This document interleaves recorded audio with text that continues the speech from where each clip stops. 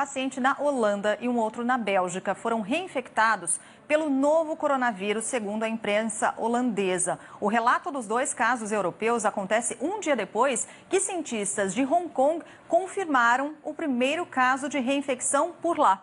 Então, para falar um pouco mais sobre essa possibilidade de reinfecção, a gente conversa agora com o doutor Alexandre Naime, que é infectologista da Universidade Estadual de São Paulo e membro titular da Sociedade Brasileira de Infectologia, sempre conosco, mais uma vez nos ajudando a entender esse assunto que gera muitas dúvidas, né, doutor? Conta pra gente o que se sabe a respeito, então, desses novos casos de reinfecção. Isso muda um pouco do que a comunidade médica sabe a respeito dessa possibilidade?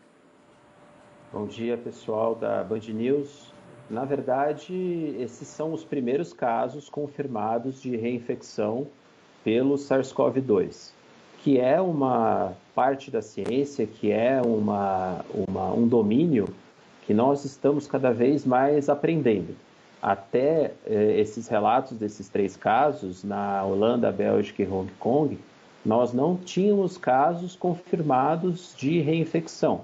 Nós tínhamos pacientes que mantinham o PCR positivo por muito tempo e que a gente imaginava que pudesse ser somente resto de vírus ou mesmo uma recrudescência da doença.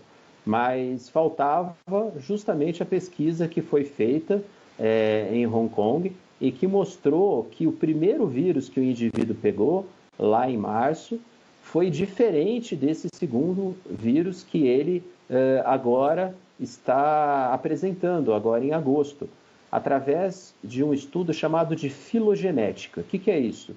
São algumas alterações estruturais, algumas mudanças na genética do vírus, algumas posições em cadeias de aminoácidos que compõem o RNA viral, que mostram que o vírus original é um pouco diferente desse vírus atual. Então, é como se eu tivesse sido picado por um inseto em abril e outro em agosto, e eu descobri que eles são diferentes um do outro. Isso não tinha sido provado ainda na ciência. A gente imaginava que talvez isso não fosse possível, mas agora ficou comprovado. E isso abre uma série de possibilidades em relação à imunidade das pessoas, a terem segundos ou terceiros ou quartos episódios de Covid-19 e também tem implicações em relação à eficácia das vacinas que estão sendo testadas. Doutor, para ficar mais fácil para as pessoas poderem entender, dá para a gente fazer aqui uma correlação com o vírus da gripe, esse vírus comum? Ele tem variações ano a ano, tanto que a gente precisa de uma nova vacina, de atualização dessa vacina todos os anos, né? Eu me refiro aqui novamente à gripe comum. É mais ou menos a mesma coisa? Se daria essa mutação, a gente pode chamar assim? É mais ou menos por aí. O influenza, né, ele tem, na verdade, uma capacidade de mutação de algumas proteínas estruturais que dão a ele uma possibilidade de fugir do sistema imunológico de alguém que já teve ou mesmo de alguém que já foi vacinado. A gente não sabe isso na Covid-19. Essas pessoas que foram reinfectadas, que acabaram pegando um vírus filogeneticamente diferente, não sabemos se elas vão adoecer com mais gravidade. Pelo menos um a gente sabe que está assintomático, ele só tem um novo vírus diferente, e a gente não sabe também se a vacina não serviria para esses 2 tipos diferentes, ou seja, se a mesma vacina que está sendo testada cobriria tanto um tipo quanto o outro. Pode ser só um achado, ou pode ser realmente que tenha implicações clínicas, que a gente precisa de vacinas com combinações de vírus diferentes. Tá vendo aí, doutora? A gente está colocando em destaque na tela exatamente o caso de reinfecção em Hong Kong. Então lá, a primeira infecção foi no dia 26 de março, ele foi internado 3 dias depois, teve alta ali, totalmente curado no dia 14 de abril. Bom, passaram-se alguns meses e aí a segunda infecção foi confirmada no dia 15 de agosto. Como você disse, nesse caso, o paciente se mostrou assintomático. Bom, Se a gente comparar com os outros casos que surgiram agora, né, enfim, Bélgica, Holanda, um desses casos aconteceu numa pessoa com uma imunidade muito baixa. Isso pode acontecer com maior frequência? Pessoas com uma imunidade, com um sistema imunológico um pouco mais frágil, terem mais chance de sofrer essa reinfecção? Então, o que preliminarmente parece de diferença entre esse caso de Hong Kong e da Holanda é o seguinte: o de Hong Kong, ele teve uma segunda infecção e está completamente assintomático. O que parece que talvez a primeira infecção dele tenha dado anticorpos ou resposta imunológica, que a gente fala resposta imunológica T, que é regulada por célula, e protegeu ele de uma gravidade maior.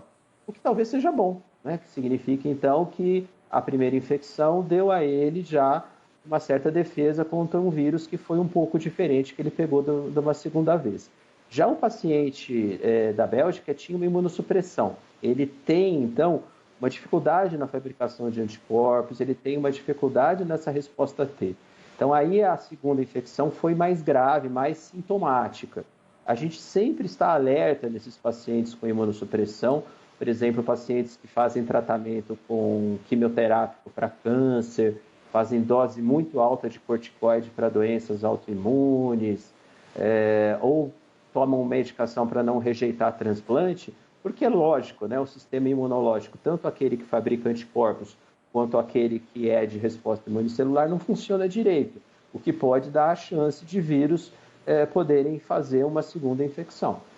Mas a informação mais importante é que nós começamos a rastejar, começamos a entender essa questão de reinfecção na Covid-19. É algo completamente novo. Pode ser algo muito esporádico, eventual, não tem importância epidemiológica, não tem impacto na vacina, mas como é uma situação muito nova, tem que ser olhada com muito cuidado. Doutor, o senhor falou aí algo bem importante, não tem impacto na vacina, ou seja, pelo menos por enquanto, com esses elementos que a ciência dispõe, pelo menos até agora, as pesquisas até aqui, todos os testes realizados para o desenvolvimento de uma vacina, tudo isso fica mantido, quer dizer, não tem impacto nesse caminhar, na trajetória do que a ciência vem fazendo até aqui em termos de vacinas. Aparentemente não, porque as vacinas são geralmente direcionadas àquelas espículas, né? Coronavírus vem de coroa, do latim, que são espinhos, espículas que ficam ao redor do vírus. A maioria das vacinas usa esse tipo de estratégia. E a análise filogenética que diferenciou esses vírus de reinfecção não tem relação com essas espículas, não seria aí o alvo da vacina. Então a gente precisa entender melhor, e os estudos vão nesse sentido, de qual é a diferença filogenética desses vírus que causaram reinfecção. Mas até o momento, aparentemente, isso não teria impacto em relação à ação das vacinas que estão sendo testadas.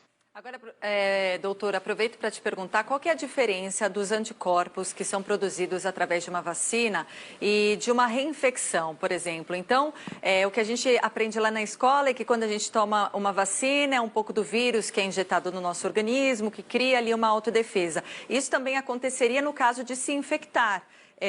Isso pode trazer alguma conclusão a respeito de quanto esses anticorpos podem nos proteger no caso de se infectar e no caso de se vacinar? Sim, e na Covid-19 já está bem claro, isso é um conhecimento que a gente já acumulou, que não é só anticorpo que nos defende.